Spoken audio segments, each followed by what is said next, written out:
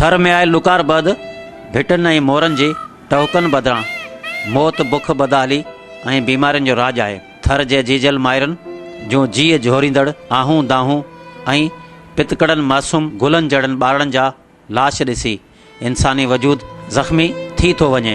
वक़्त जा हाकुम अहिड़ियुनि सोगवारनि माइरनि जे मथे ते हथ रखी फोटू कढण बैदि गुम थियो वञनि। मुतासिर इलाज ऐं अटे लप लाइ दर दर धिका खाईंदे मिलनि था। बुख बदहाली ऐं बीमारियुनि में पीढ़ियल थरवासी कहिड़ी दर्द दाहिनि जिते हुकूमत पारां सखणा ऐलान त कया विया, पर ॾुकार सबबि लखें थरवासियुनि जूं मुर्कूं खसिजी मातम ऐं सुॾकनि ऐं आहुनि जा आवाज़ ॿुधण में ईंदा आहिनि। मिठी सिविल अस्पताल जिते मौत जे राकास मासूम ॿारनि समेत मर्दनि ऐं औरतुनि खे रोज़ गड़काए रहियो आहे। वॾे वज़ीर सैयद काइम अली शाह पारां 4 दफ़ा थर जो दौरो करण खां सवाइ वज़ीरनि मुशीरनि ऐं चूंडियल नुमाइंदनि जे दौरनि बावजूदि मुतासिरनि जी दर्दनि जो दरमान न थी सघियो आहे। इंतिज़ामी ऐं हुकूमती दावनि बावजूदि मिठी सिविल अस्पताल में इलाज जे हवाले सां दाख़िल मरीज़नि खे को बि लाभ न मिलियो आहे, जिते अॼु बि मरीज़ दवा गोरी लाइ ॿाॾाईंदा रहनि था। थियो आहे उल्टी न जुलाब। केतिरा ॾींहं थियनि तव्हांखे? अॼु चौथी राति। इलाज हलाए पियो पर लॻे को तो ॿेठा आहियूं मरीज ले आऊं। दवाई पंहिंजे न को पाणी न खीर था ॾे, ॿियो कहीं कोन्हे। खीर न पाणी असां वेठा आहियूं। हेॾा मरीज लाइ घणा ई थिया आहिनि। चवंदा असां सॼी दवाऊं हितां ॾियूं था अस्पताल मां, तव्हांखे कुझु कोन मिले? असां न कीअं कोन मिलियो। मां हिते छो वेठा आहियो तव्हां ॿाहिरि? पोइ किथे वियो? अंदरि भला कोन था विहारनि तव्हांखे? अंदरि हले हाणे छा था चवनि भला? असां पुछियो कोन, हुते वेठल हुआ जीअं हिते आया। हा भला ही ॿार दाख़िल आया ईअं वेठा आहियो? दाख़िल। पोइ हिते छो वेठा आहियो भला? अंदरि तव्हांखे चेयर मिले थी, बेड वग़ैरह मिले थो न? असां कीअं कोन अञा जुड़ियो खीरियो नूंहं मिनकी के जरो को। हा नाज़रीन, असीं हिन वक़्तु मौजूदु आहियूं मिठी जी सिविल अस्पताल मां, जेको ॿारनि जे वार्ड में हींअर असीं मौजूदु आहियूं। अचो त उन हवाले सां हितां जा जेका अस्पताल जेका इंचार्ज जा डॉक्टर आहिनि उन सां पुछो त हे ॿारड़ा जेके मासूम ॿारड़ा आहिनि बिल्कुलु कमज़ोर थी विया आहिनि, छाजे करे हिननि सां कहिड़ा मसइला आहिनि ऐं कहिड़ो हिन जो इलाजु थिए पियो। ऐं स्टाफ नर्स आहियां आमना सिंधु। हीअ असांजो वार्ड WHO जे ताउन सां हिते जेके एडमिट ॿार आहिनि, असां हींअर तक़रीबन 16 पेशेंट आहिनि ऐं उहे ॿार जेके आहिनि सिवियर मेल न्यूट्रिशन जा बेबी ॿार हूंदा आहिनि जेके हिते दाख़िल हूंदा आहिनि। ऐं उनजो कारण इहो आहे त माना ॿार जेके माऊं आहिनि उहे उन्हनि जी सुठी ग़िज़ा न आहे। हिते पाणी जी किल्लत ऐं खाधे सुठो खाधो कोन खाईंदियूं आहिनि, जंहिंसां उहे ख़ुदि कमज़ोर थी वेंदियूं आहिनि। उन जे करे उहे ॿारनि खे उन्हनि जी फीड जेकी आहे उहा ख़तमु थी वेंदी आहे ऐं उन जे करे उहा ॿार खे फीड सही कोन कराईंदियूं आहिनि ऐं पोइ ॿार जेके आहिनि सिवियर मेल न्यूट्रिशन जा शिकार थी वेंदा आहिनि ऐं उन जे करे उनखे असां हिते एडमिट कंदा आहियूं। असां वटि हिते ॿ क़िस्म जी फीड हूंदियूं आहिनि, हिकिड़ो F75, हिकु जेको आहे F100। उहे असां ॿई पहिरीं असां स्टार्टिंग में F75 ॾींदा आहियूं, उनखां पोइ असां 3 ॾींहंनि लाइ उनखां पोइ असां F100 ॾींदा आहियूं। उन ते ॿार जो वेट गेन थींदो आहे ऐं उहो हितां सही नमूने सुठे नमूने माना वेट गेन करे DC कंदा आहियूं। उनखां पोइ असां उनखे रूट ऑफ ॾींदा आहियूं ऐं फॉलोअप लाइ घुराईंदा आहियूं। छा था सम्झो भला ही बिल्कुलु कमज़ोरी में ॿार जेके हिन जी हालत तमामु ख़राबु लॻी पई, इहे मरी बि सघंदा? हिते असां माना ही 7 महीना थिया आहिनि, असां का बि हिकिड़ो पेशेंट एक्सपायरो थियो, उहो बि CP चाल्डो उन जे करे। हिते माना जीअं ही प्रोग्राम शुरू थियो हिते हिकु ॿार खां सवाइ ॿियो को बि एक्सपायर न थियो। हिन वक़्तु केतिरा ॿार तव्हां वटि दाख़िल आहिनि? हींअर असां 16 पेशेंट आहिनि। अमीरो किथां आहियो? पुरणवा खां। छा मसइलो आहे भला हिते नंगर पार्क में ॿारनि खे बीमारी आहे, छा ॾुकार बाबा डॉक्टर वीचारा करनि पिया पण नथो इलाज लॻे, हाणे छा भला करे। जी आओ। केतिरे ॾींहंनि खां दाख़िल थिया आहियो? ये 3 ॾींहं थिया असांखे। थर में भला ॾुकार आहे न? ॾुकार आहे न। आओ तव्हांखे मिले थी इमदाद वग़ैरह मिले पई? बिल्कुलु मिले पई। छा थियो ॿार खे? इन ते सर्दी है। घणनि ॾींहंनि खां हिते आहियो तव्हां? अॼु 4थो ॾींहुं। हिते इलाज वग़ैरह आहे न? इलाज वग़ैरह आहे, सब कल आया हुते। दवाऊं ॿाहिरां था वठो या हिते था ॾियनि? हिते था ॾियनि। नालो अलर खे खोसो है। ऐं हितां शहर नंगर पार्कर जो रहवासी आहियां। थर पार्कर जे अंदरि नंगर पार्कर जे अंदरि बरसातूं ॿियनि तालुकनि जी भेट में कुझु वधीक पियूं, पर उहो थियो ईअं जो असां वटि सिलसिलेवार बरसातूं घटि में घटि 4 थियणु खपनि 15 खां 20 ॾींहंनि जे वक़्फ़े ते, त उहे बसल जेके असीं फसल पोखूं था उहे उभरी अचनि था।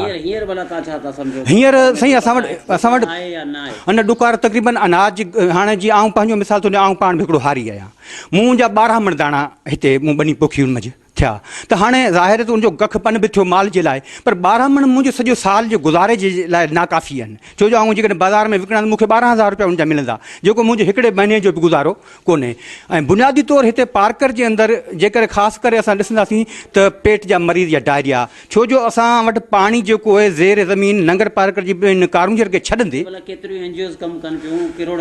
हा साईं एनजीओज़, हा उहे कमु कनि थियूं, पर हाणे मिसाल तौरु माण्हुनि खे अवेयरनेस ॾियण जी ॿाहबेली आहे हिते असां वटि काफ़ी सालनि खां, 24-25 सालनि खां उहो ॿाहबेली कमु करे थी, TRDP आहे उहो कमु करे थी। हिन टाइम ते साईं हाणे माण्हू तव्हां जेकॾहिं ॿाहिरि में निकिरंदो उते वञी माण्हुनि खां तव्हां पुछंदो, पर हू पंहिंजे हिकिड़े महदूद वसाइल तहत कमु कंदा, उनखे जीअं 50 लख जो प्रोजेक्ट मिलियो त हिन टाइम ते हींअर हा न इन मंझि जीअं ॿाहबेली जा 2-3 सेंटर आहिनि पार्कर जे अंदरि, सुखपुर जे अंदरि आहे, ऐं सम्झां थो चूड़ीअ जे अंदरि आहे, न नाकाफ़ी आहिनि बिल्कुलु। ईअं सम्झो त उहो असां जेको हाणे हिकिड़े दरिया जे अंदरि हिकिड़ो कतिरो या गिलास पाणी जो खणूं, एतिरियूं सहूलियतूं मुयसरु आहिनि, उनखे महदूद वसीला ऐं उनखे हिकिड़ो रस्तो ॾिनो वञे थो, तव्हांखे हिन लाइन ते कमु करिणो आहे। न साईं डॉक्टर हाणे पूरा आहिनि, आबादी तक़रीबन 2.25 लख जी आबादी आहे नंगर पार्कर जी, ऐं उन जे अंदरि जेकॾहिं असांजे हिते ॾिसूं था मुंहिंजे ख़्याल में 4 या 5 डॉक्टर आहिनि। लेडी डॉक्टर असांजे लाइ वॾो मसइलो आहे, जेकॾहिं औरतुनि जा जेके बि अहिड़ा पेचीदा मसइला थी वञनि था, डिलीवरी जा थी वञनि था, या मिसाल तौरु को औरत जो अहिड़ो को ख़ुदकशी जो मसइलो थी वञे थो हलियो, लेडी डॉक्टर इहा हाणे मूंखे इहा हिन जी वधीक एतिरी मालूमात कोन्हे, आउं सम्झां थो कोन पहुता आहिनि डॉक्टर। सर ये तालुका अस्पताल नगर पार्कर आहे ऐं तालुका हेड क्वार्टर हॉस्पिटल जे नाले सां, जंहिंमें 20 बिस्तरा आहिनि। असल में आउं त टेम्पररी हींअर जेको वेठो आहियां, आउं बेसिकली CMO आहियां, पर असांजो MS जेको रिटायर थी वियो आहे हुन वटि आहे, ऐं DDO पावर जेको आहे उहो मूं वटि कोन्हे, उहो असांजो जेको हाणे नओं कोई हुनजी जॻह ते अचण वारो आहे उन वटि ई हूंदा। वैकेंसीज़ कंहिं जूं पोस्टूं था हुजनि, डॉक्टरनि जूं स्पेशलिस्ट जूं टोटल ई करे 30+ समथिंग आहिनि अवेलेबल। असीं टोटल 4 डॉक्टर आहियूं। इनसफिशेंट आहे साईं, सभु डॉक्टर जेके आहिनि इहे, छाकाणि त हिकिड़ो दूर दराज़ इलाइक़ो अथसि ऐं परे परे ॿारहाड़ी जा ॻोठ आहिनि, ऐं तव्हां ॾिसो त थर में तक़रीबन हर 2-3 साल ॾुकार पवंदो अथसि, कॾहिं गैस्ट्रो जी सिचुएशन थिए थी त कॾहिं डायरिया जी, कॾहिं नमूनिया जी, त इन सूरत हाल में न सिर्फ़ु तालुके अस्पताल में पर हर BHU में, हर गवर्नमेंट जी डिस्पेंसरी में जेकॾहिं डॉक्टर प्लस ॿियो स्टाफ मौजूदु हुजे त असां वटि इहा सूरत हाल न थिए। ऐं असां वटि बि जेको आहे जेके बि वैकेंसीज़ आहिनि इहे सभु वैकेंसीज़ फिल थियल हुजनि, ऐं स्पेशली ख़ासि करे पीड्स जा पीडियाट्रिशियन आहिनि, चेस्ट स्पेशलिस्ट आहिनि, या बाक़ी ॿियनि बीमारियुनि जा जेके बि डॉक्टर्स आहिनि उहे सभु जेकॾहिं हुजनि त काफ़ी हद ताईं जेको आहे सो सूरत हाल खे को बि अहिड़ो जेको सडन आउट ब्रेक थिए थो त उनखे कवर करे सघिजे थो।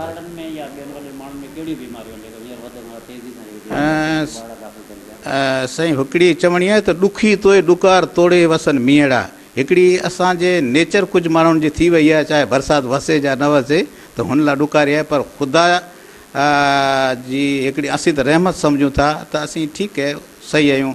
हिते अमन लॻो पियो आहे, कंहिं क़िस्म जो ख़ौफ़ कोन्हे, कंहिं क़िस्म जो डपु कोन्हे, कंहिं क़िस्म जी चोरी कोन्हे, कंहिं क़िस्म जो किराइम कोन्हे। कुदरत वारो बरसाति ठीकु आहे वसाए थो, हुन में बि जेकॾहिं जेको माण्हू महिनत करे थो त हुनजो 12 महीननि जो राशन थी वञे थो, ऐं एजुकेशन में जेकॾहिं को पंहिंजा ॿार पढ़ाए थो त हुननि खे बि हिते खोड़ सारी जॻह में नौकरी मिले थी। पर I am coming to your point, सो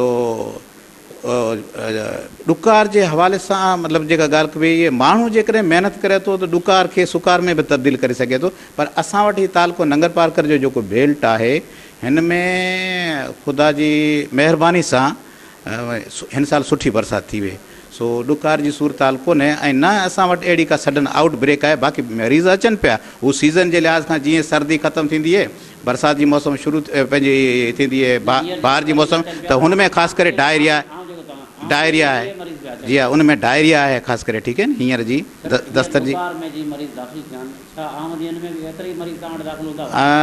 इहा असां मूं असेसमेंट कई आहे 5 सालनि जो असांजो तक़रीबन जेको आहे न 19-20 जे फ़र्क़ सां साॻियो रेशो पियो अचे असांजी जेका स्टेटिक्स असांजी हॉस्पिटल जी पई ॿुधाए।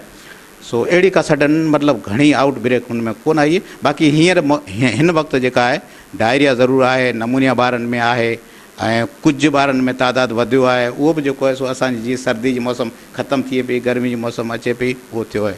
हींअर सेक्रेटरी पारां कुझु नवनि डॉक्टरनि जा हिते ऑर्डर बि कया, तव्हां छा था सम्झो तव्हांजे अस्पताल में के नवां डॉक्टर पहुता? न साईं, असां वटि अञा ताईं कोई कोन पहुतो आहे, अञा ताईं कोई डॉक्टर, असीं उहे आहियूं जेके अॻे हुआ। आरज़ी बुनियाद ते कुझु डॉक्टरनि खे मुक़ररु कयो, हैदराबाद खां, कराची खां या डॉक्टरनि मां तव्हां वटि केतिरा? थी सघे ॿिए हंधि हुजे, पर असां वटि अञा पहुतो कोन्हे। नाम भूमा किथे जो ईंदो? बहिराणा रो दिको हीरे रो। छा मसलो अथव? बस बीमारी छा आहे? आंखें दिखाया है तो आंख दुख है। घणी उम्र आहे तुंहिंजी? उम्र बस सौ तो है, हाँ तय करो मर्जी सौ आए गया। एनजीओ जेके हिते कमु कनि थियूं न, उहे एनजीओ रुगो नाले जूं आहिनि। एनजीओ कंहिं बि ॻोठनि में कोन थियूं वञनि, कंहिं ॻोठ में विज़िट कोन कई आहे, छो त हर माण्हू चए थो एनजीओ, भई एनजीओ त वञे ई कोन थो, रुगो पंहिंजी ॾेखार करण लाइ जेको आहे असीं हेतिरा काउंट करे आयासीं। अॼु एनजीओ खे पुछो तव्हां कहिड़नि कहिड़नि ॻोठनि में, अॼु ॾींहं तक नंगर पार्कर में का एनजीओ जेको आहे कंहिं ॻोठ में कोन वई आहे, रुगो हिते शहर में घुमियो मिठी का वापसि वञण लाइ। भई हेडक्वार्टर ॾिसो न, इलामत आई आहे त पूरे ज़िले लाइ आई आहे, सिर्फ़ु मिठी हेडक्वार्टर लाइ कोन आई आहे। तव्हां ॿाहिरि बि निकिरो न, नगर पार्कर आहे, ॿिया नंढा नंढा शहर आहिनि, उन्हनि में अचो न, उन्हनि में ॾिसो कहिड़ी उहे उन्हनि खां वधीक संगीत हालत आहे। हू त रुगो अचनि शहर मां फेरो ॾियो ईअं हलिया वञनि। भई तव्हां पोयनि ॾूराणा इलाइक़ा जेके आहिनि 200-200 किलोमीटर हेठि थर जी एरिया में वेठा आहिनि, उन्हनि माण्हुनि जी बि तव्हां सार लहो न, रुगो मिठी हेडक्वार्टर था थियो उते ई वापसि वञा। हालत ख़राबु त मिसकिन डेजर्ट एरिया जेको थर में 200 किलोमीटर वेठो आहे माण्हू, उनजी जिते फ़ोन ई कमु कोन थो करे, उनजी हालत कहिड़ी हूंदी? ज़िले इंतज़ामिया पारां ॾिनल ॼाण मूजिबि गुज़िरियल 3.5 महीननि दौरान टोटल 185 माण्हू बीमारियुनि वेगे फ़ौत थिया, जंहिंमें 105 मासूम ॿार, 49 मर्द ऐं 30 औरतूं शामिल आहिनि।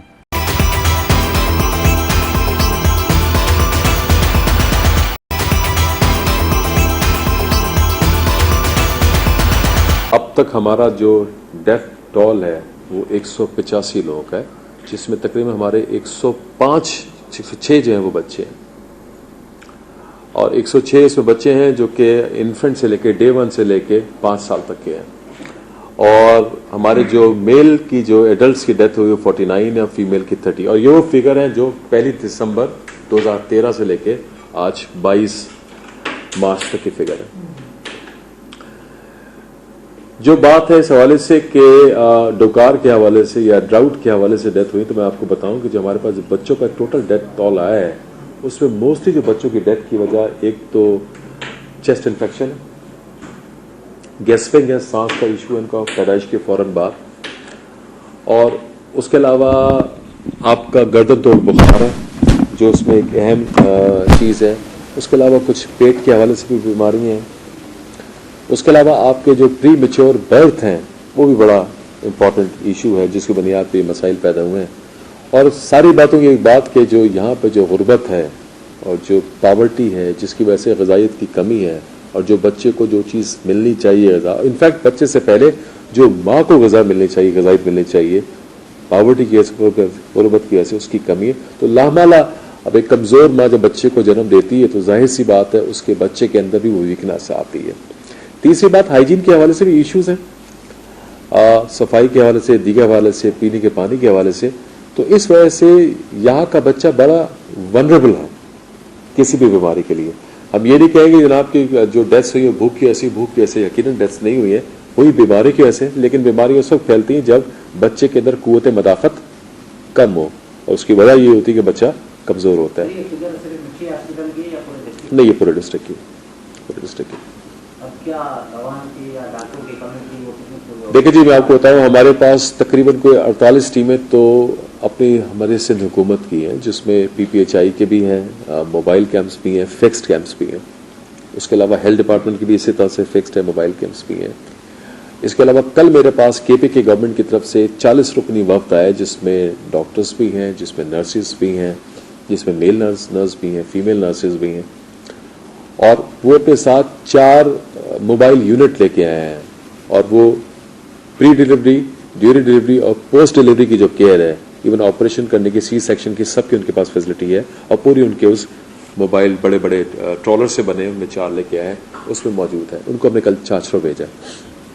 اچھا سر, ڈاکٹرز کی یہاں پہ کمی بتائی جاتی ہے.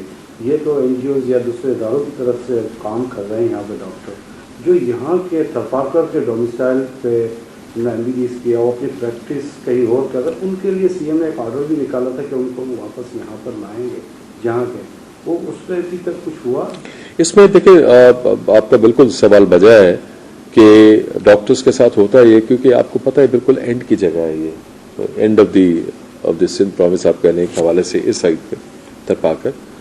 تو موسٹلی یہاں پہ جو بھی ماضی کے اندر جو ڈاکٹرز آئے, تو کوشش یہ ہوئی کسی کی کہ وہ تھرپارکر سے پہلا فاصلہ ہوتا ہے میرپور خاص کا, موبرکوٹ کا میرپور خاص کا, میرپور خاص سے حیدرآباد کا سفر ہوتا ہے, اور فائنلی سفر کا اختتام ہوتا ہے کراچی کے پر.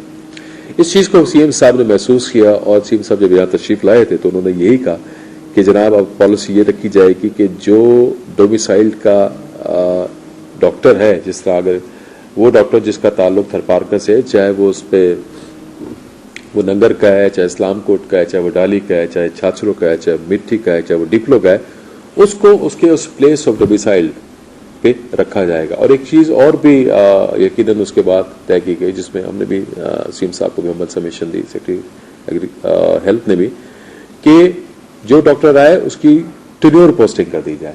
ٹینیور پوسٹنگ سے مراد یہ ہوتی ہے کہ ڈاکٹر جو نئے بھرتی ہوا ہے, اب یہ 3 سال سے پہلے یہاں سے, 2 سال یا 3 سال سے پہلے یہاں سے موو نہیں کرے گا.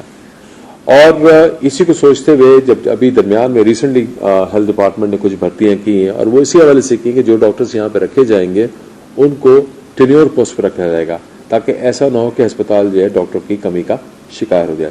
تو اس پالیسی پہ انفیکٹ عمل ہو رہا ہے, اور میرا خیال ہے کہ اگر تھوڑا سا اور ورک آؤٹ رہا, تمام ڈاکٹرز ہمارے پاس آ گئے, تو یہ ایشو تھا کہ ڈاکٹرز موجود نہیں ہے, یہ مسئلہ انشاءاللہ بہت حد تک جو ہے وہ حل ہو جائے گا.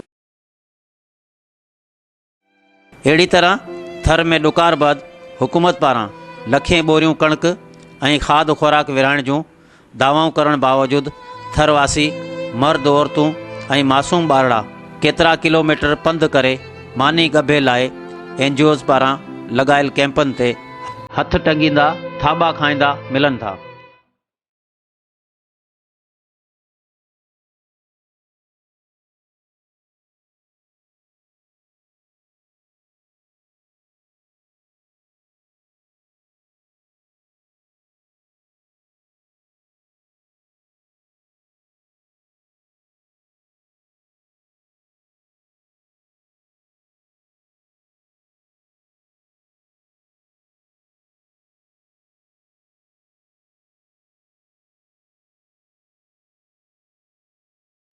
नाज़रीन, असीं इन वक़्तु हिते मौजूदु आहियूं हिलाल अमर कैंप ते. हिते केतिरियूं औरतूं मर्द ॾिसां हूंदव त वारियुनि जे दड़नि ते वेठा आहिनि, जेके हिननि खे सिर्फ़ु जेके बिस्किट जा पैकेट या कुझु मिनरल वाटर जे बोतलनि जे आसिरे सुबुह खां करे शाम ताईं वेंदा आहिनि. उन बावजूदि केतिरियूं औरतूं या मर्द हिते रहिजी वेंदा आहिनि. अचो त हिन सां ॻाल्हि ॿोल करियूं, हिननि खे छा इमदाद मिली आहे या न मिली आहे, जेके मुतासिर हिते इमदाद जे आसिरे में वेठा आहिनि. चाचा, तव्हांखे इमदाद वग़ैरह मिले पई न? जी, असां हिते औरतुनि खे ॾींदा पाणी आहे, ॿियो इहो आहे न बिस्किट ॿारनि वारा, इहे औरतुनि खे मिलनि था. शाम जो 4-5 बजे बंदि करे वञनि, चाहे हाणे सामान खुटी वियो, वञो हाणे सुभाणे अचिजा. किथां आहियो तव्हां? किथां? असीं उहो परे खां आया आहियूं, हुन वकड़ीअ खां. जी हा साईं, असांखे कुझु कोन अञा मिलियो आहे, वेठा आहियूं, हफ़्तो थियो आहे हिते. डेली अचूं था ऐं वरी शाम जो वरी वापसि वञूं था, शहर में रहूं था, वरी अचूं हिते. इहा ॻाल्हि आहे, असांखे कोन मिलियो. ॿिया वठनि पिया, ॾिसूं पिया, औरतूं वठी पियूं वञनि, उनखे बिस्किट ऐं पाणी मिले थो, ॿियो खीर वीर कुझु कोन. हिकिड़ो ॾींहुं खीर पिया लायो पहिरीं ॾींहुं, तंहिंखां पोइ कोन थो मिले. किथां किथां आया आहियो हिते? जी, असां नगर तालुके खां आया आहियूं. असांखे 2 महीना थी विया आहिनि. हिते मरीज़ वठी आया हुआसीं सिविल अस्पताल में, ऑपरेशन थियो, 2 महीना थिया, ऑपरेशन ग़लति थी वियो. तंहिंखां पोइ अञा वेठा आहियूं, हिते इलाजु करायूं पिया. हाणे डॉक्टर चवनि था खणी वञो कराची या हैदराबाद खणी वञो हिते इलाजु. हिते कीअं आया आहियो तव्हां? अॼु हिते अहमदाबाद जे लाइ आया आहियूं. मिली अहमदाबाद? न, अञा त कोन मिली आहे. हिते अञा वेठा आहियूं, आसरो आहे. पोइ के माण्हू चवनि था 2 ॾींहं थी विया आहिनि अञा मिली कोन्हे रोज़ अचनि था कंहिंखे मिले थो कंहिंखे कोन थो मिले। कॾहिं खां हिते वेठा आहियो? हिते अॼु 5 ॾींहं। हा छा था चवनि? चवनि ईअं त रस लॻी पई आहे कंहिंखे ॾियनि पिया कंहिंखे कोन था ॾियनि अहिड़ो सभु आहे मिले पई रस लॻी पई आहे नंबर जॾहिं अचे। कल्लो ई कल्लो ई छा पियो मिले तव्हांखे हिते? हिते असांखे ॿियो कुझु कोन मिलियो हीअ जहिड़ो खणी वेठी केॾी महिल पहुती आहे हिते? कालो क्यों हलूं सी कालो क्यों पोइ छा हिते ई वेठा हो? हिते पहाड़ा हुआ सुञाण उन में वेठी हुईसीं। हा हा न पोइ तव्हां हिकिड़े दॿे जे करे कल्ह खां करे हिते वेठा आहियो? पोइ छा करियूं मजबूरी में सॼी दुनिया ने खिची त असीं बि न खिचियूंसीं।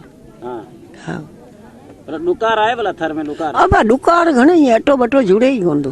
हा ॾुकार घणेई आहे बा। असीं ॿाराड़ी खां आया आहियूं खारीवा ॻोठ खां। छा पियो मिले हिते भला तव्हांखे? असांखे अञा कुझु कान मिलियो आहे। वॾे पिया हलां फिरां पिया हरो आराम ना उथ मिलियो ना हिते मिलियो आहे। घणा ॾींहं थिया तव्हां हिते वेठा आहियो? असांखे अॼु को 8 ॾींहं हलां पिया ॿाराड़ी खां आया खारीवा ॻोठ खां ॿाराड़ी पिया अचां त फिरे फिरे वेही वेही हाणे वञो हाणे आई कोन्हे हलो हलो हलो आई कोन्हे बस ई विहारींदा तव्हांखे? हा ॾींहुं सॼो शाम सुधी 5-6 सुधी जॾहिं बंदि कनि था काड़े में वेही वेही वेही सुरनि जा थियो उठियो वञे। ए मना कहीं को जुड़ियो है ए कार्ड खड़े के सफा कहीं को लोधे बाहर कढे जनते घणा ॾींहं थिया तव्हांखे? मना है एक ही दफा अज आविया जुड़ियो कहीं को सफा अच्छा ना मुर्गी जुड़ी को नको मांजो औलाद नको बीजो सुञा थिया जे दियो तो छुट्टी है ने त बैठा मुसाफिर बाई बाई मुसाफिर। हितां एतिरो शहर खां परे आयो भला हिते तव्हांखे कुझु मिले पियो न? अच्छा ना हे नूर अच्छा ना की को जुड़ियो इती है इठा जा पर ही ॾियनि छा पिया? जे छा पिया ॾियनि? ए इठ में तेड़े आए बीजे डोसे दे रख छे में से हला जाए को थोनी। पर हिते काड़े में वेठा आहियो पानी वग़ैरह तव्हांखे को मिले पियो न? की कोन तो दिकरा जोड़ाया था ना की को थो जोड़ा मिलियो तव्हांखे कुझु? ना छा था चवनि? छा था चवनि असीं 2-3 दफ़ा आहियूं असां ना कोई कोन मिलियो। हाँ हे बैठे आहियूं जे ॾईंदा छा पियो मिले तव्हांखे? असांखे बिस्कुट और कार्टून को मिलियो दवाई ना डॉक्टर ॾेंदा बीजो असांखे मिलियो त कॾहिं खां वेठा आहियो हिते? इथे असीं उमरा बैठल हो। हाँ यका ऐसे लका मत बैठा हूं असां ना इमदादी थी मिले ना को शय थी मिले। हिते अॼु छा पियो मिले तव्हांखे? इथे असां अञा कुछ ही कोन मिलियो है। हाँ है अञा कार्ड है लिखासुन है अहिड़े काड़े में तव्हां वेठा आहियो तव्हांखे का शइ मिले थी न? असां कुछ ही कोन मिले दवाई ॾे न कर रवाना कसां जाओ कराना। अम्मा अहिड़ी गर्मी में तव्हां वेठा आहियो त तव्हांखे छा पियो मिले जो सुबुह खां करे वेठा? के बाबा कुछ कोन तो मिले समझे तो नका फौजी अडे ते तड़े लोथे कढे छड़िया असांखे गरीबन के कुछ कोन असीं शहर में वेठा आहियूं अमदादी सब वञे पई ॿाराड़ी वञे पई गरीबन के कोन थी मिले शहर वारन के मिले ही कोन थी। हिते तव्हां बिस्कुट जे दॿे ते सुबुह खां करे हिते वेठा आहियो?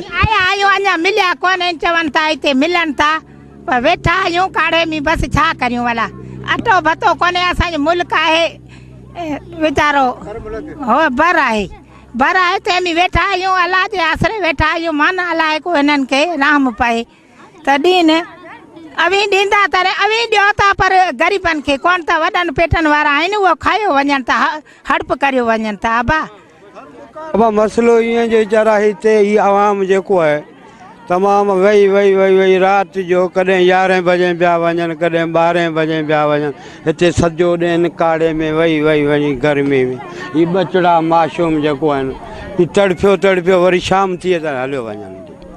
पर हिते कुझु मिले पियो? तव्हां छा पियो मिले? कुझु न हिते पियो मिले। हिते मिले उन पे जंहिंजी सिफारत तव्हां जहिड़ो माण्हू बीठल है तो उन्हनि खे पियो मिले ॿिया हिते धिका धिकी में वीचारा मासूम पिया तड़फनि। तव्हांखे हिते छा कोई को मिलियो असांखे? पोइ कीअं वेठा आहियो हिते?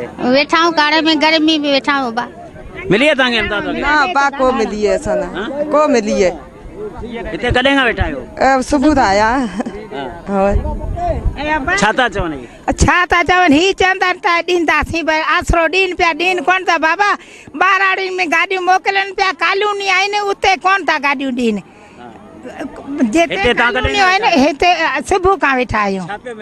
असांखे चवनि था ॿारनि जो मिले थो खोराक मिले थी पर अञा असांखे कोन मिली जॾहिं ॾींदा तॾहिं वठंदासीं न त वेंदा हलिया पंहिंजे घर वेही वेही मरी मरी तड़फी तड़फी वेंदा हलिया घर कॉलोनियुनि में वञे कोन थी इमदादी सभु ॿाराड़ी पिया कढनि अबा ॿाराड़ी न कॉलोनी में ॾेन जंहिंजो लेबर आहे न हुनखे ॾी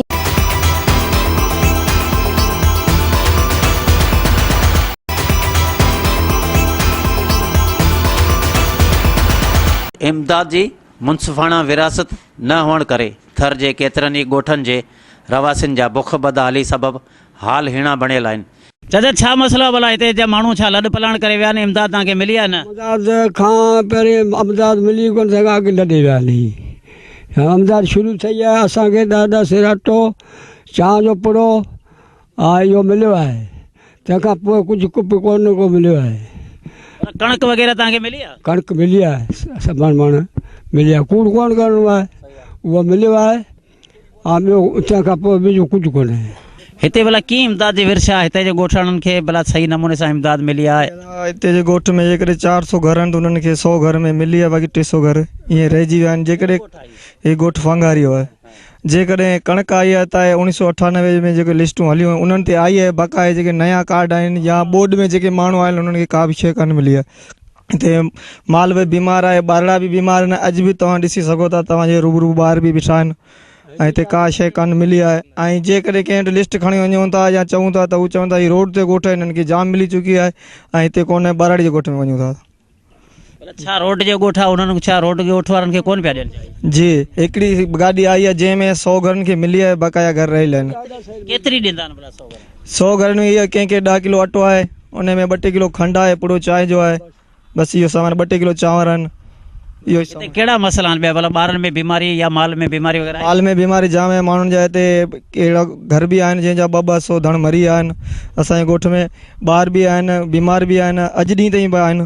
अहिड़ी का टीम हिते वग़ैरह कोन आई आहे जेकॾहिं अचे थी का टीम त उहो कुझु लिखे थी ऐं कुझु ईअं छॾे हलियो वञे थी। दादा हिते मसइला इहो ई आहिनि ग़रीबत जे करे माण्हू कणक खे लाभारे लाइ विया हलिया आहिनि के ढके विया न पूरी सिंधी तरह माण्हू में थिए कोन थी पूरी तरह करे राहवासी ॻोठ फांगारीअ जा आहियूं हिते बिल्कुलु हिते जा राखो ही बनी ॿार आबे ॾाॾे जे खाते आहिनि ग़रीबत जे करे असीं विया आहियूं हा पूरी थिए कोन थी मजबूर आहियूं इन ॻाल्हि में। हींअर छा तव्हां सम्झो त थर में ॾुकार आहे पाणी वग़ैरह जा मसइला या ॿिया के मसइला आहिनि?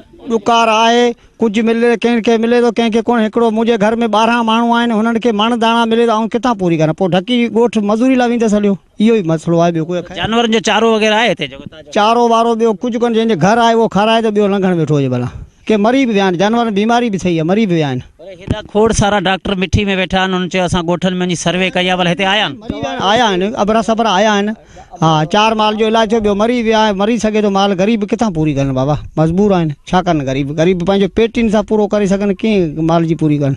माल में बीमारी आहे रोग आहे मरी बि वियो आहे कंहिंजो बचियो किथे विड़लो बचियो 50 आहिनि उन में 20 मरी वियो आहिनि त 30 बचियो 30 जी पूरी करे कोन थो सघे ग़रीब ॾियनि पिया ज़रूरु थोरो घणो अटो को सभु दवा को अबरी सबरी मिले पई। छाजे लाइ माण्हू हितां खां लॾ पलाण करे पिया वञनि चवंदा असांखे इमदाद कोन पई मिले? साईं हिन जे करे त माण्हू आहिनि घणा आमदान आहे थोरो। हींअर मुंहिंजे घर में 14 भाती आहिनि 4 घर आहिनि हुनखे जे 2 मण मिले छा थिए कुझु कोन थो थिए मण मिले दाणा इहो राशन वारी कणक मिले थी अधनि खे मिले थी अधनि खे कोन थी पूरी थिए बाबा।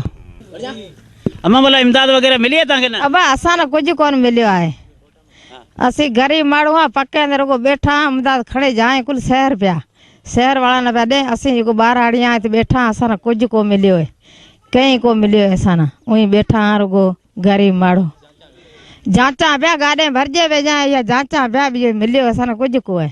कीअं गुज़र सफ़र थिए पियो तव्हांजो? गुज़र सफ़र ईअं थो थिए तारीख़ करें था तगारी खणे था वीचारा को लकड़ी वारी चिली था खणे जाए उहे पेट पिया करें ॿिजो जुड़ियो कहीं कोई असां न। हिते भला ॿारनि में या माण्हुनि में बीमारी वग़ैरह आहे न? बीमारी अब आहे तो गरीब माण्हू आहे तेड़े जा डॉक्टर वटि पैसा लेन उहा इलाज पिया कराइणा गरीब माण्हू तारीख़ करा लकड़ी वारी चिली वेचा ॿिजा वीचारा गया हलिया सिंध बुख मरे लोड़ा कुल ढकिया पिया आहे गया हलिया को सिंध ना गया को पेट रे ख़ातिर वीचारा गया हलिया इहो वेठा हाणे रुगो गरीब माण्हू आहे असीं जेको नचोड़ जहिड़ा असां जहिड़ा आहियूं उहो वेठा आहियूं घरे। हीअं ॾुकार में भला डॉक्टर बि जाम अची विया आहिनि इमदाद बि जाम मिली आहे छाजे करे तव्हांखे कोन था ॾियनि? अब असांखे कुझु कोन थो मिले जा उहा त रसा ईअं करे असीं पछा पिया अचूं। जॾहिं त ज़िले इंतिज़ामिया पारां कयल दावा मूजिबि 1,10,371 कणक जूं ॿोरियूं आयूं जंहिं मां 1,03,366 कणक जूं ॿोरियूं मुतासिरनि में विरायूं वयूं। PDMA पारां 9,000 279 खाधे जा बैग विराया विया। Deputy commissioner Tharparkar Asif Vikram Sindh TV news सां ॻाल्हाईंदे चयो त थरपारकर की पॉपुलेशन जो हमारे पास फैक्ट्स एंड फिगर्स हैं, जो स्टैटिस्टिक्स ऑफिशियल हैं, वो तकरीबन कोई 12,99,000 की तकरीबन कोई 13 लाख बनती है, क्योंकि हमने इस पॉपुलेशन को इवेल्युएट किया है, एस्टिमेट किया है 98 के सेंसस के मुताबिक, तो इंक्रीमेंटल वैल्यू लगा के 13 लाख की। लेकिन उसके बाद ये जो 13 लाख भी बनते हैं, ये 13 लाख हैं 2011 के स्टैटिस्टिक्स हैं, जब वो दरमियान में कोई बारिशों सैलाब के हवाले से जो इश्यूज़ आई थी, कैलेमिटी आई थी, तो उस ज़माने में जो एस्टिमेट किया गया था कि तकरीबन कोई 2.5 लाख ख़ानदान हैं, और 2.5 लाख ख़ानदान को अगर हमने एवरेज हाउस होल्ड 5 मेंबर का रखते हैं तो तकरीबन कोई पॉपुलेशन आपकी सेंस के मुताबिक 13 लाख बनती है। और जो उसमें ख़ानदान एस्टिमेट किए गए थे, जब कैलेमिटी डिक्लेयर हुई तो पूरे थरपारकर को कैलेमिटी स्ट्रक कहा गया, तो उसमें तकरीबन कोई 13 लाख की आबादी थी और 2.5 लाख ख़ानदान हमने उसमें लिए गए थे। अभी जो हुआ है गंदम की तकसीम के हवाले से मैं आपको आगाह करता चलूँ कि इनिशियली जब ये वाक़या हुआ तो इनिशियल कोटा यहाँ का 60,000 हुआ करता था। तो जब ये डोकार का सिलसिला शुरू हुआ तो फ़ौरन CM साहब ने ऐलान किया कि हम 27,000 आपको एक्स्ट्रा जो देंगे। तो 60,000 में 27,000 मिले तो 87,500 हमारा इनिशियल एलोकेशन आई। फिर honourable chief minister government of Sindh ने ये कहा कि हम उसको ऐड करेंगे 60 और उसको डबल करके 120 हो जाएगी। तो हमारे पास as per commitment of the honourable CM government of Sindh हमारे पास अब तक जो स्टॉक पहुंच चुका है वो तकरीबन कोई 1,10,371 बोरी का है। और आज तक के जो स्टैटिस्टिक्स हैं, जो आप मेरे साथ बैठे, हमारी रिपोर्ट एक सुबह निकलती है, कि हमारी रिपोर्ट जो है वो रात के टाइम पे निकलती है, तो उसके मुताबिक हम तकरीबन कोई 1,03,366 जो बोरी की रूपकारी हम इशू कर चुके हैं। रूपकारी का मतलब होता है कि जो परमिट इशू करता है हमारा रेवेन्यू डिपार्टमेंट, उसकी बेस पे जो डीलर आके गोदाम से कलेक्ट करते हैं, मतलब वो बोरी आती है और फिर फाइनली वो विलेज सेंटर पे पहुंच जाती है, जहाँ पे जो एंड यूज़र है उस तक पहुंच जाती है। तो आप यूँ समझ लें कि हमारे पास तकरीबन कोई लाख तक की तरसील हमारी ऑलरेडी हो चुकी है। बैलेंस हमारे पास जो पड़ा हुआ है 10,000 के प्लस का है। तो जो टारगेट्स थे हमारे, आप समझ लें कि हमने टारगेट तकरीबन कोई 90% जो हमने मीट कर लिया और उसी को हम आगे चला रहे। ये तो सिर्फ गंदम की के हवाले से। इसके अलावा राशन बैग्स भी दरमियान में तकसीम किए गए, और अगर आप राशन बैग्स की बात करते हैं तो तकरीबन कोई 19,279 की फिगर है जो राशन बैग तकरीबन तकसीम कर चुके हैं। और ये तो था, उसमें कंट्रीब्यूशन PDMA का है गवर्नमेंट सिंध की तरफ से, प्लस हमारे जो सिस्टर प्रोविंस है KPK खैबर पख्तूनख्वा, वहाँ से हमारे पास राशन बैग्स आए थे जो तकरीबन टन्स के हिसाब से थे। उसको हम रॉ को जो बोरियों में बनते उसको कन्वर्ट किया जा रहा है बैग्स के अंदर। तो वो बैग्स भी जो हम एक्सपेक्ट कर रहे हैं तकरीबन कोई अराउंड कोई 12,000 तक बैग्स भी उनके बन जाएंगे। तो जो तकसीम हुई है उसमें KPK के बैग्स भी शामिल हैं, कुछ हमारे PDMA के भी शामिल हैं। 27,000 का हमारा कमिटमेंट था PDMA का, जिसमें वहाँ खासी लॉट हमारे पास आ चुकी।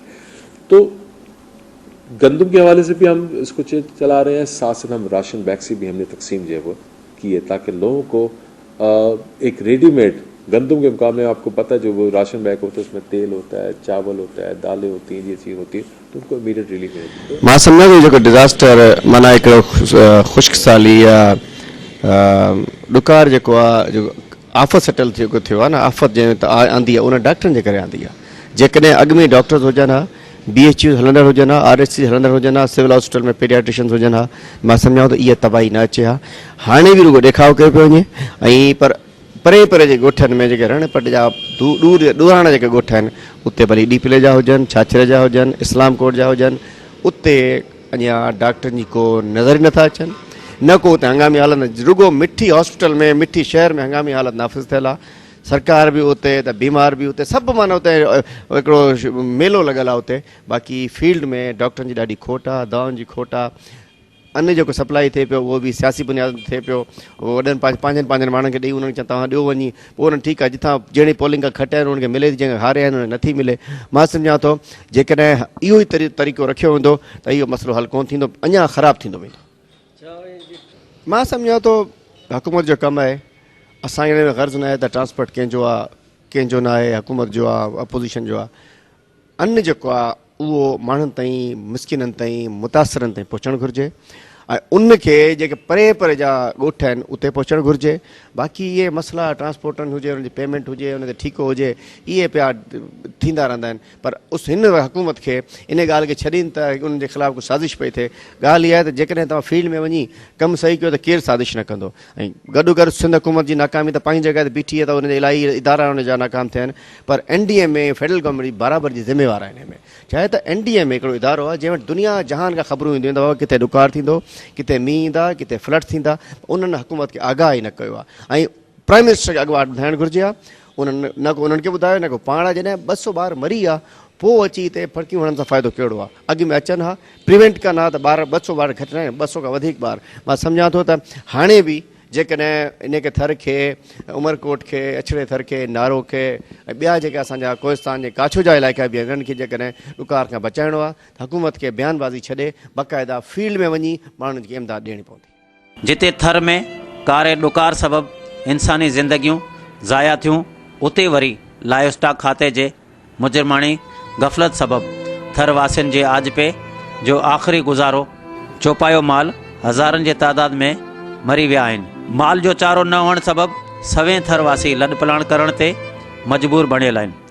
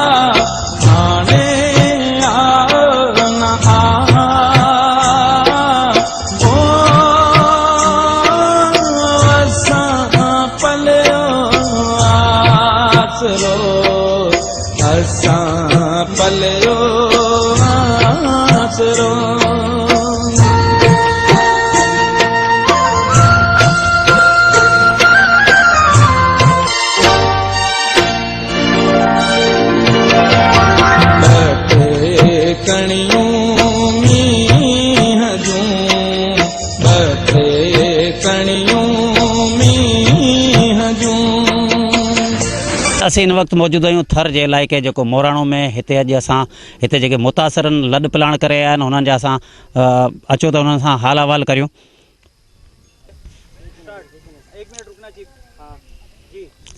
नाज़रीन थर में ॾुकार खां पोइ अञा ताईं जेके माण्हुनि जे लॾ पलाण जारी आहे। हिन वक़्तु जेके असीं वेठा आहियूं मौजूदु आहियूं मोराणो वटि हितां जेके नंगर पार्कर खां जेके आया आहिनि लॾ पलाण करे हुननि जो चवणु आहे त न असांखे इमदाद मिली आहे न असां वटि को डॉक्टरनि जी टीमूं पहुतियूं न असां वटि को अहिड़ो माण्हू पहुतो आहे जंहिंजे करे असांजा मासूम ॿार मरण खां पोइ असांजा जानवर मरण लॻा जॾहिं त बुखूं काटण ते मजबूर हुआसीं जंहिंजे करे मजबूरनि असीं हितां खां लॾे मिरपुखास जे या डिगड़ी या सांगड़ जे इलाइक़े ॾे लॾे पिया वञूं।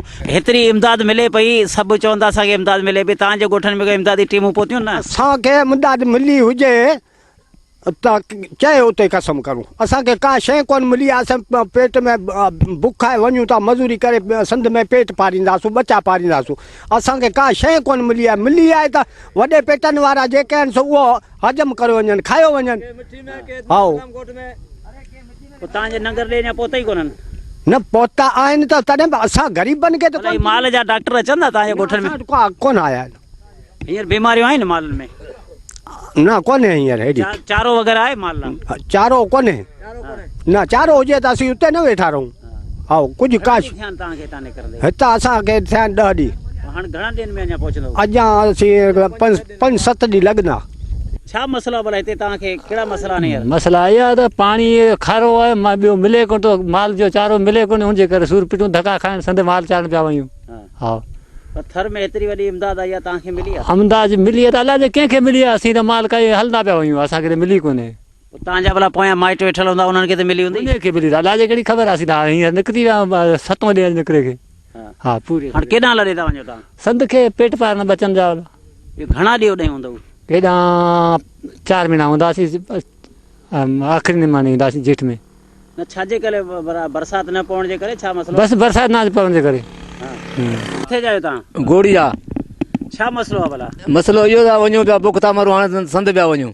पर हेतिरी तव्हांखे इमदाद मिले पई तव्हां सभई जेके वञनि था चवंदा बुख था किथे मिली आहे असांखे कोन मिली आहे कोई कंहिंखे बि मिले वला ख़बर न कंहिंखे बि मिले बा हा मिली हुजे त वेठा हुजनि न पोइ तव्हां उते छा वञी कंदव उते लाबारो कंदासीं माल चारंदासीं लाबारा त हाणे ख़तमु थी हलिया आहिनि लाबारा किथे ख़तमु थिया छा लाबारा हींअर शुरू थिया आहिनि पर तव्हां वटि माल वाल में बीमारी वग़ैरह आहे या कोन्हे बीमार हींअर त कोन्हे अञा जी ही डॉक्टर अचनि था भला माल वारा डॉक्टर अचनि था डॉक्टर असां वटि कोन आया आहिनि को असां ॾिठा हा हुन को दवाई न ॾिनी असांखे न को आया हुआ किथां आया आहियो तव्हां नंगर तालुके जो छा मसलो आहे भला तव्हां अञा ताईं लॾ पलाण शुरू करे छॾियो लॾ पलाण असांजो मुल्क अहिड़ो आहे बुख था मरूं तंहिंजे करे सिंध वञूं था मज़ूरी करण लाइ पेट पालण लाइ हा सचा ही भला ढगियुनि जा बचा तव्हां खणी पिया वञो उठनि जे मथे भला ही मरी वग़ैरह कोन था वञनि केतिरे ॾींहंनि जो आहे मरी वञनि के बचो वञनि के मरियो वञनि इहा असांजी हालात आहे हा भले केतिरनि ॾींहंनि जो जेको हली सघे थो न हली कोन थो सघे तॾहिं त उठनि ते ॿधिया आहिनि